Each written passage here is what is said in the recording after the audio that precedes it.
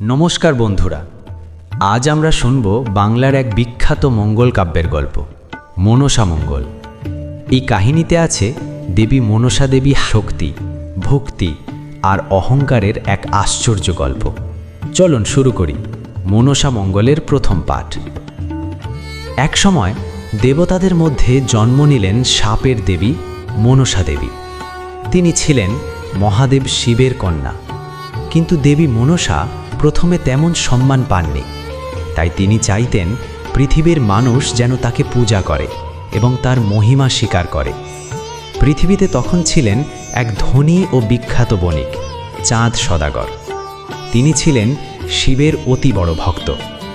দেবী মনসা চেয়েছিলেন চাঁদ সদাগর যেন তাকে পূজা করেন, কিন্তু চাঁদ সদাগর মনসা দেবীর পূজা করতে একেবারেই রাজি হলেন না। এই অবমাননায় দেবী মনসা খুব রাগান্বিত হলেন। তিনি ঠিক করলেন যেভাবেই হোক চাঁদ সদাগরকে নিজের শক্তি দেখিয়ে তাকে পূজা করতে বাধ্য করবেন। এইভাবেই শুরু হয় দেবী মনসা ও চাঁদ সদাগরের সংঘাত।